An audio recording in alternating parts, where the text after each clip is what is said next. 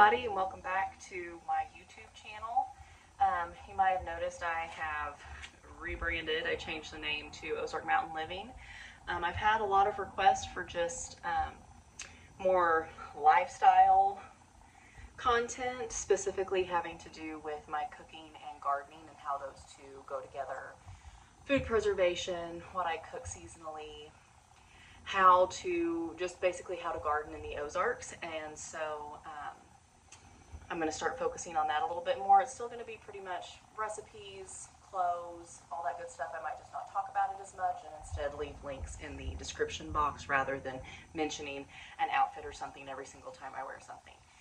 And hopefully my view doesn't get obstructed because one of our cats is looking, you're balanced very precariously on a step stool right now, and she is looking at the steps. Oh, okay, there she goes. She's hopped up on the chair next to me. There she is.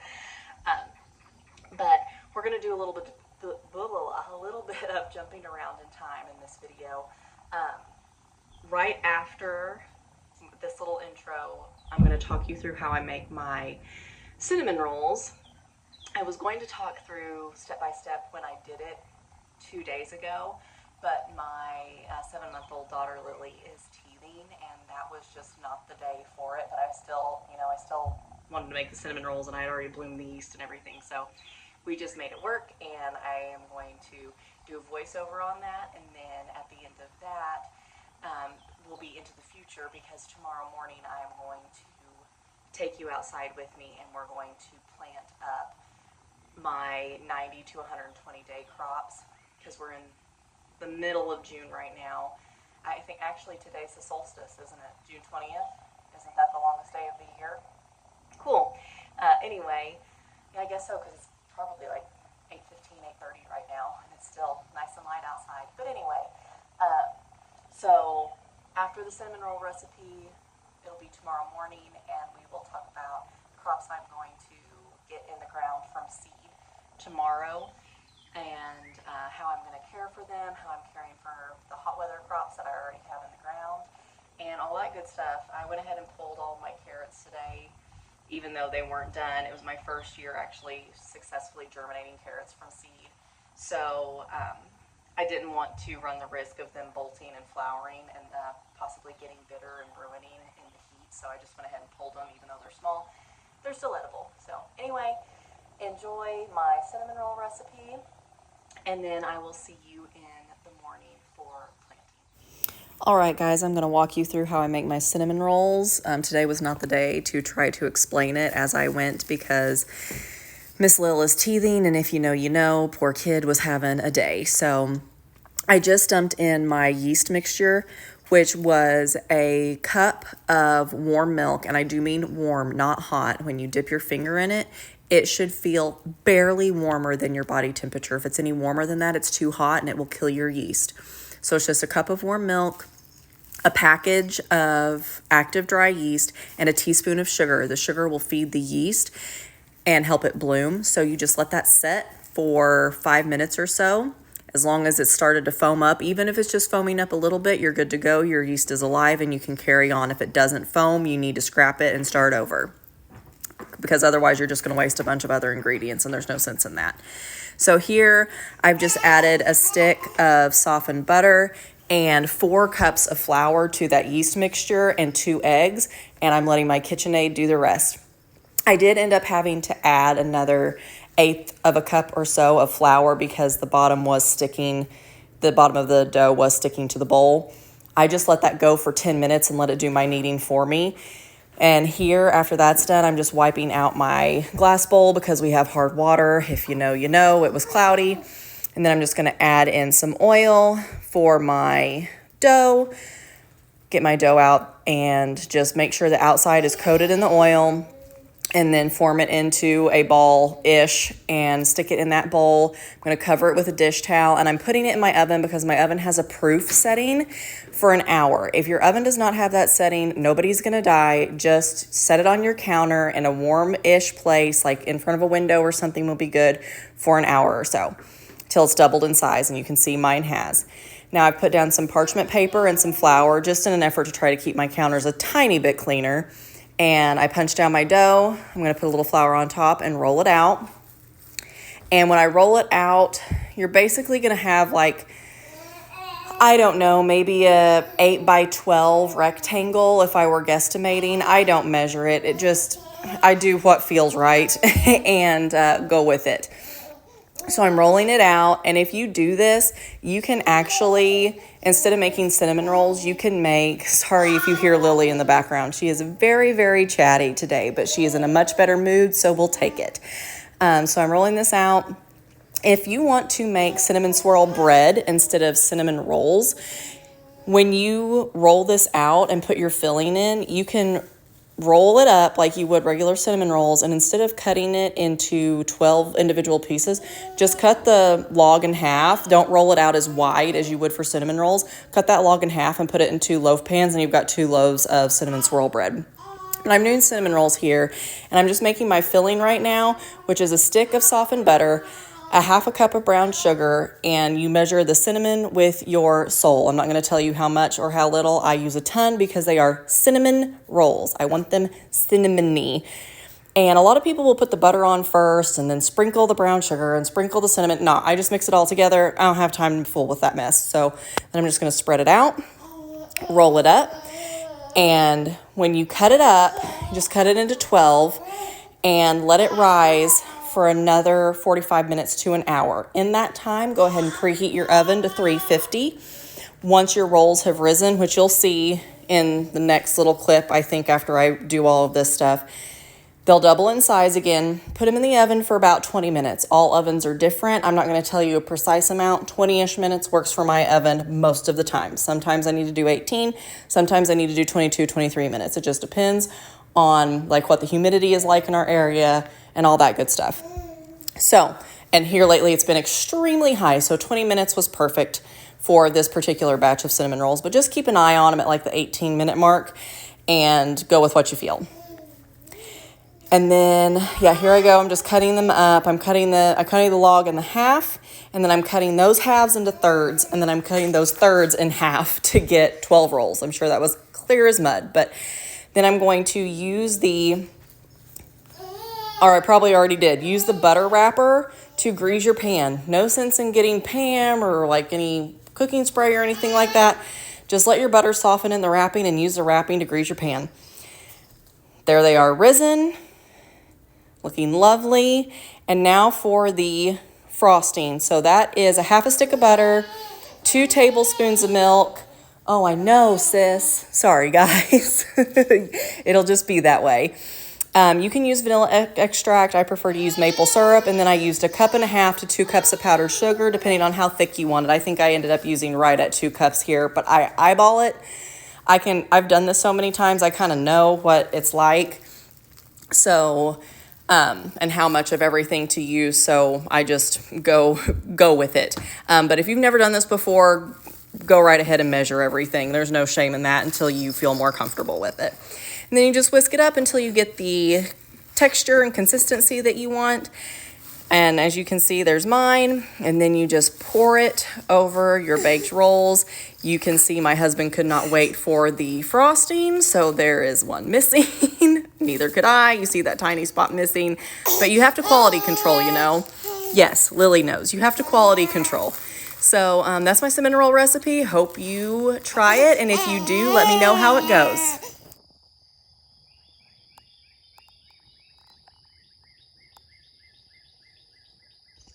Good morning, guys. We're going to go ahead and do our planting this morning. It's about 6:30 in the morning. Yeah, about 6:30. It's 75 degrees and 89% humidity the last time I looked. So hopefully we can get this done relatively quickly. I just let the chickens out, so you're probably going to hear the rooster going a lot. It is what it is. But this spot that we're planting today gets full sun from 6:30 in the morning. Wayne tilted up for me last night. And it gets full sun until 7:30, 8 o'clock at night. So this is going to be the perfect spot to put our seeds. So I'm going to set you down real quick and we're going to talk about what I'm planting and how I'm going to plant it. All right, you are balanced on the cap of our well. So I'm just going to talk really quickly about what I'm going to plant. Not everything that I'm planting is going to go in that spot. spot that my husband tilled up for me. But I am going to replant some beds that had just spring crops in them that I went ahead and pulled.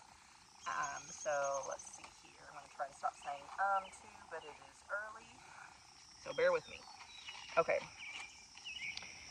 In my raised beds, which I'll show you, but I'm going to plant my purple beans, my green beans, and I'm going to plant, I have this old pack of squash seeds. They're acorn squash, and I don't expect any of them to come up, but, you know, just in case.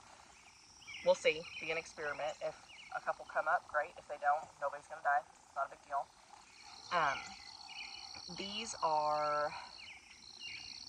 I read it last night and I forgot.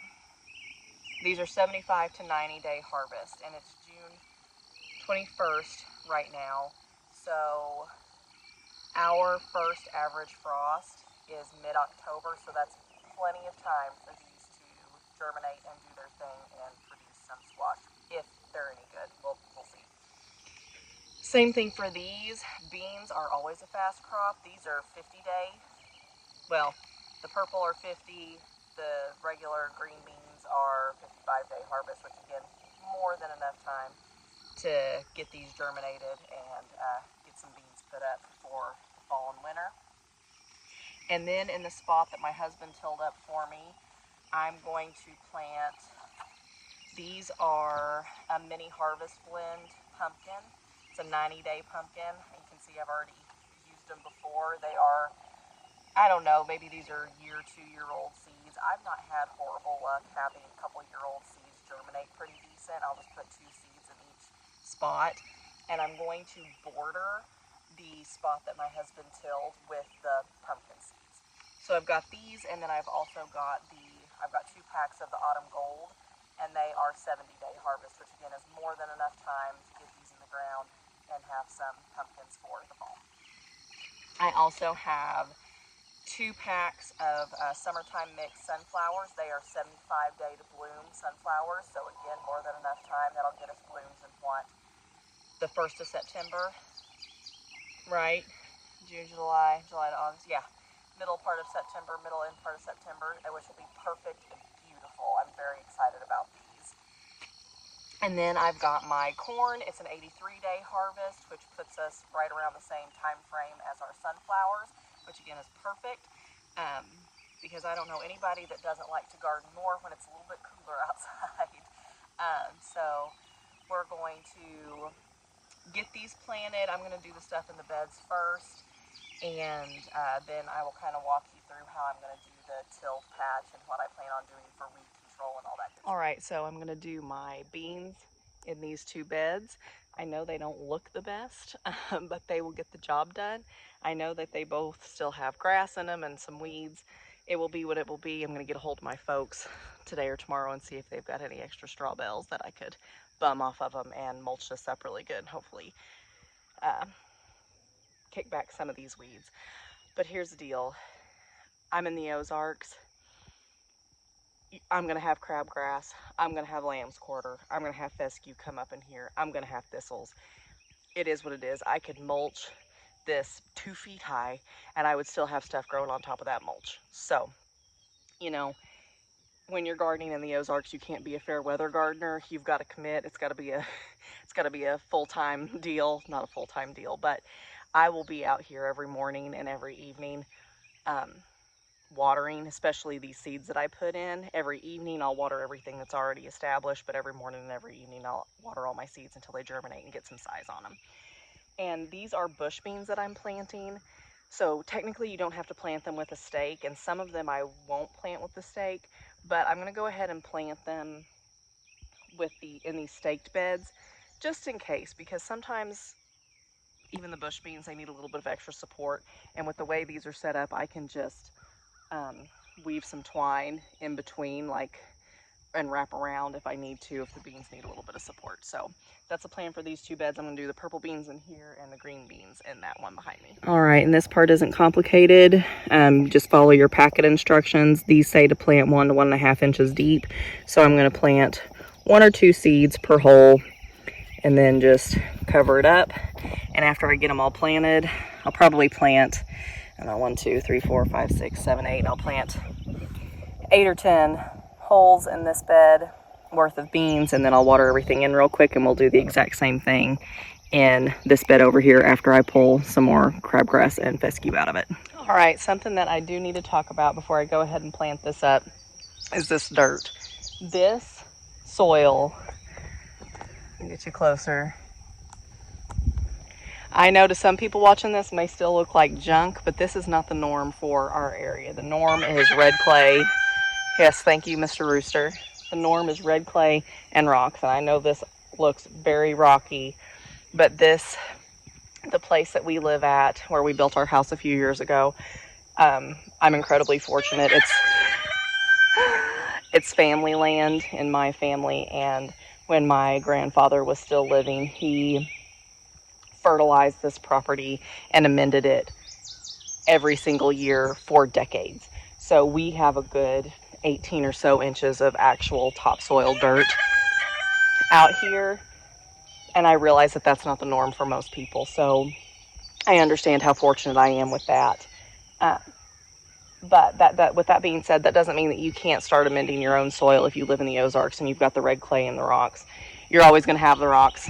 Sorry about you. It just is what it is. You are always going to have rocks. You can pick rocks all day, all night, all day, all night, and you will still have rocks. So you might as well just find a new dream, because having rock-free soil ain't it.